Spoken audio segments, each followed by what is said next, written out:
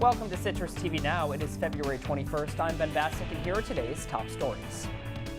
Syracuse police responded to a stabbing near the 2300 block of James Street at 7:35 p.m. Thursday night.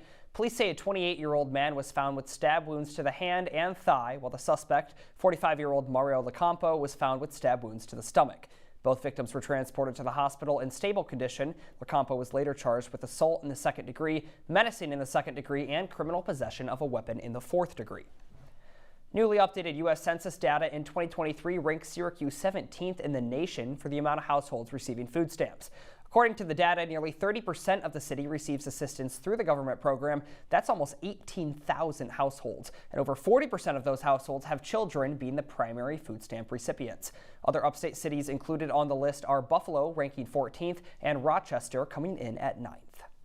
10 correctional officers involved in the beating of Utica inmate Robert Brooks are facing criminal charges. 6 of them have been charged with murder in the second degree.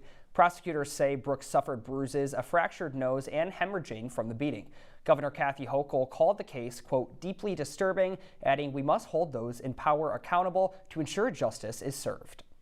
3 people have died after a shooting outside a driver's license branch in Louisville, Kentucky this afternoon. 911 responded to the call just after 12:30 p.m. and found a dead male along with 2 female victims in critical condition. The females were rushed to the hospital where they were later pronounced dead. The suspects fled the scene after the shooting. Authorities are reviewing surveillance tapes and speaking to witnesses as the investigation continues.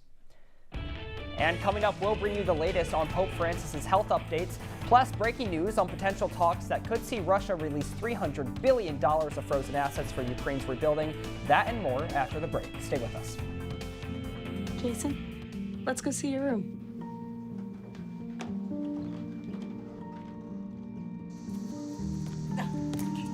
That's not right.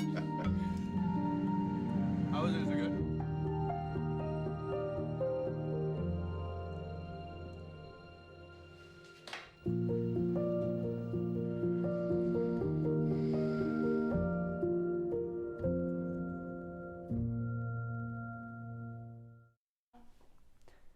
Welcome back to Citrus TV Now. The Vatican says Pope Francis has fully recovered from his recent illnesses, which doctors confirm were never life-threatening. The 87-year-old pontiff resumed his normal schedule after battling flu-like symptoms and lung inflammation. Despite initial concerns, medical experts say he responded well to treatment. Now the Pope is back to his duties, including preparations for his public appearances. Russia is reportedly considering conceding $300 billion of its frozen assets to aid Ukraine's reconstruction as part of a potential war settlement. These assets were frozen following Russia's invasion of Ukraine in 2022. Although discussions are still in the early stages, Moscow is said to be seeking conditions for some of those funds to be allocated to territories that it controls. Now let's check in with Teaghan Brostrom for a look at today's forecast. How's the weather shaping up for us today, Teaghan? I've been pretty cold. Yeah, Ben, it has been pretty chilly here in Syracuse, and we're seeing that chill continue to stay as the hours go on. It's currently 23 degrees, and it'll continue to stay like that for a little bit. But however, it does feel as though it's 5 degrees because those big wind gusts, they're currently at 13 miles an hour. They're going to make it seem a lot colder than it actually is, and that's going to continue into tonight. It's going to be 20 degrees roughly tonight, partly cloudy, and the wind gusts are going to pick up.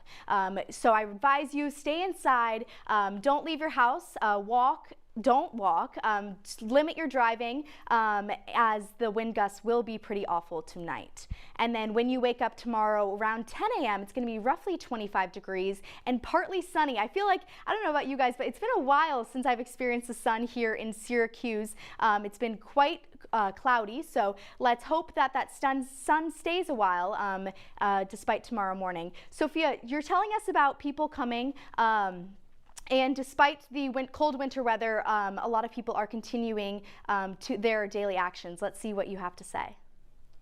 Thanks, Teaghan. Coming up on News Live at 6, I'll have an inside look at a local apple orchard that's keeping their apples fresh through the winter months. I'll explain the unique preservation process and show how, unlike other farms in the area, they're able to stay open for business the whole year long.